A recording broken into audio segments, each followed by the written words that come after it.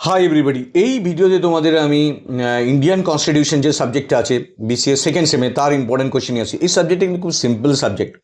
তো এই সাবজেক্টের প্রত্যেকটা কোয়েশ্চেন কমন আসবেই আসবে, একদম ইজি সাবজেক্টটা।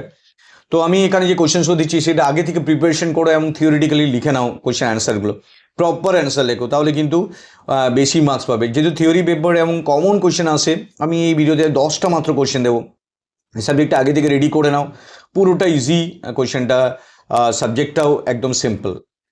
তো ফার্স্ট কোয়েশ্চেন হচ্ছে, দেখো এই সাবজেক্টটা বিশেষ সেকেন্ড সেমের meaning and importance of Indian constitution. Indian কনস্টিটিউশনের মিনিং বলতে কি বোঝো এবং কি কেন এটা ইম্পর্টেন্স, এর কিছু ফিচার্স আছে, সেই ফিচার্সগুলো ইন্ডিয়ান কনস্টিটিউশনে কি, প্রিএম্বল অফ ইন্ডিয়া যেটা বেসিক্যালি কোয়েশ্চেন আসে, ওটা অবজেক্টিভ রেজলিউশন। সো এই ফিচার্সগুলো দেখো ইন্ডিয়ান কনস্টিটিউশনে প্রিএম্বলগুলো কি কি আছে, প্রিএম্বল অফ ইন্ডিয়া যেটা অবজেক্টিভ অ্যান্ড রেজলিউশন, এর সাথে যে টার্মসগুলো যেটা প্রিএম্বলে মেনশন করা আছে, সভেরেন, রিপাবলিক, এই টার্মগুলো কি কাজে লাগে প্রিএম্বলে, তো এইগুলো আলাদা করে ডিটেল পড়ে যাবে।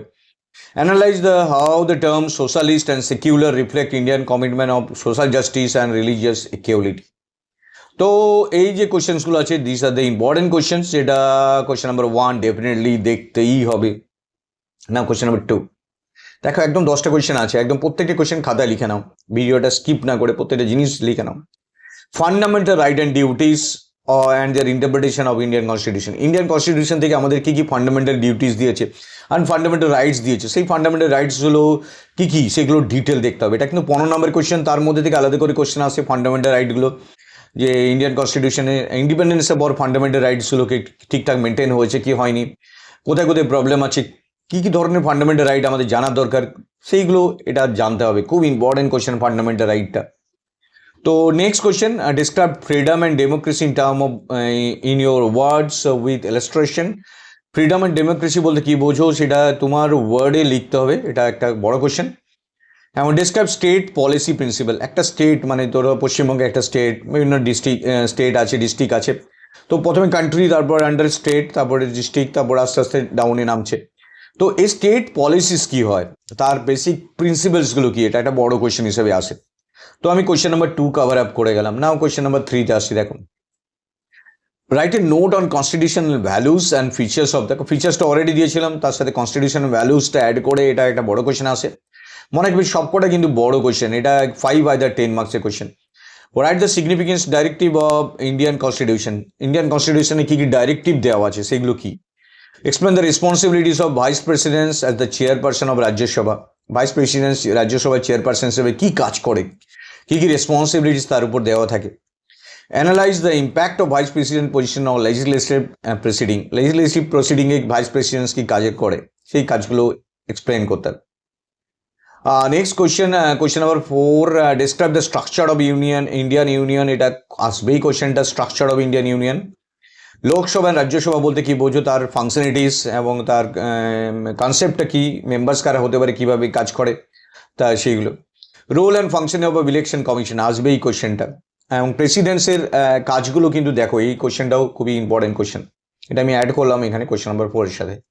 কোয়েশ্চেন নাম্বার 5 আসছি, who is call chief minister. Chief minister কাকে বলা হয় এবং কিভাবে চিফ মিনিস্টার অ্যাপয়েন্টেড হয়, সেটার প্রসিডিওরটা।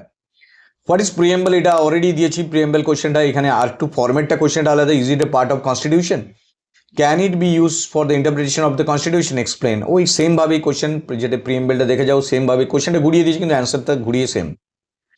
Next, what is Zila Parishad, point out the limitation of it.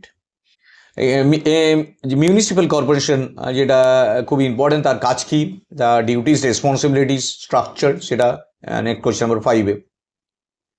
Now question number 6, describe the role of state election commission. দুটো election commission, সেন্ট্রালে আর স্টেট। তো স্টেটের ইলেকশন কাজগুলো রিলেটেড করে, আর যখন সেন্ট্রাল হয় পুরোটাই ওভারঅল হয়। তো এটার প্রসিডিওরটা, কাজগুলো কি। How district administrative ward, district যে কাজগুলো হয় সেটা কীভাবে কাজ করে এবং কী কী রুলস ফলো করা হয় সেটা দেখো। কোয়েশ্চেন নাম্বার 6 অবধি চলে এলাম আমরা। একদম সিম্পল কোয়েশ্চেন্স কয়েকটাই, যেটা আসে বারবার। ইলেকশন কমিশন অফ ইন্ডিয়া, যেটা আগেও দিয়েছি কোয়েশ্চেনটা, এটা একটু একই রকম কোয়েশ্চেন কিন্তু একটু ভেঙে দিয়েছি।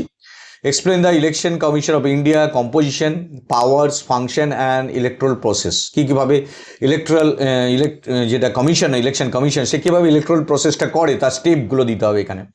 তো এটা বড় কোয়েশ্চেন হিসাবে যেভাবেই পড়ে যাও তা ইলেকশন কমিশনের রিলেটেড কোয়েশ্চেন আসলেই এটা দিয়ে দেবে। ফান্ডামেন্টাল রাইট অ্যান্ড ডিউটিস, এটা আগেও দিয়েছি একবার, এখানেও সেমভাবে দিচ্ছি অ্যান্ড ইন্টারপ্রিটেশন। কেউ যদি ফান্ডামেন্টাল ডিউটি, হিউম্যান রাইটস, এটা হিউম্যান রাইট, ফান্ডামেন্টাল রাইট। তো ফান্ডামেন্টাল রাইট আর হিউম্যান রাইট দুটো আলাদা কনসেপ্টে দেখো, এটাকে একটু আলাদাভাবে দেখো কোয়েশ্চেনটা।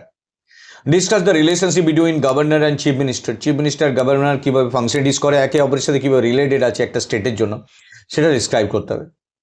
নাও কোয়েশ্চেন নাম্বার 8 আসছি, explain অ্যামেন্ডেন্ট of Indian constitution. Meaning, কিছু কিছু অ্যামেন্ডেন্ট পরে জুড়ে দেওয়া হয়েছে, এটা মিনিংটা কি, প্রসিডিওরটা কি এবং লিমিটেশন। যদি আমি ইন্ডিয়ান কনস্টিটিউশন কিছু জিনিস অ্যাড করতে চাই সেক্ষেত্রে কীভাবে করা হবে, তার জন্য অ্যামেন্ডেন্ট দরকার, সেটাকে লিমিটেশন, মিনিং এবং প্রসিডিওরটা বলতে হবে। টাইপস অফ এমার্জেন্সি, সেই কোয়েশ্চেনটা অনেক সময় এসে যায়, এটা আগে পেপারেও অনেক সময় এই কোয়েশ্চেনটা এসছে। এমার্জেন্সিতে ইন্ডিয়াতে কি গ্রাউন্ডে হয়েছিল, প্রসিডিওর কি এবং কতদিন ছিল এবং তার এফেক্টস কি হয়েছিল, তার কোয়েশ্চেনটা আসতেই পারে। নেক্সট কোয়েশ্চেন নাম্বার 9 আসছি, state and local government India. যেটা নর্মালি আমরা যখন কাজ করি একটা সেন্ট্রাল থেকে তারপর নিচের দিকে লোকাল গভর্নমেন্ট অবধি চলে যায়, তো সেগুলো কীভাবে ফাংশনালিটিস করে, তার স্ট্রাকচার কী, রোলস কী, সেগুলো আসতে পারে। Union judiciary of India, parliament and presiding of India. Union judiciary কীভাবে পার্লামেন্টের কনসেপ্টের সাথে কানেক্টেড এবং কীভাবে কাজ করে সেটা দেখতে হবে। Discuss the directive principle of state policy and fundamental duty of the enforcement and relevance.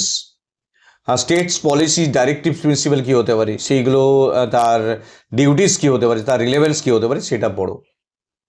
Next question number 10, the last question, which article of Indian constitution refer to heart and soul of Indian constitutions. Article 370 সম্বন্ধে একটা short note এসে যায়। Union executive of India and origin of Indian constitution, 3 origin of. তো আগেই বলেছি প্রেসিডেন্টসের কাজটা দেখো, এগুলো প্রত্যেকটা কোয়েশ্চেন্স আমি দিলাম। ফান্ডামেন্টাল ডিউটিস, হিউম্যান রাইটসের কোয়েশ্চেন্সটা, প্রিএম্বল অফ ইন্ডিয়ান কনস্টিটিউশন, সব প্রত্যেকটা বেসিক কোয়েশ্চেন্সগুলো এগুলো আসবেই আসবে। Election commission of India, state election বোর্ডে এর কাজ কী।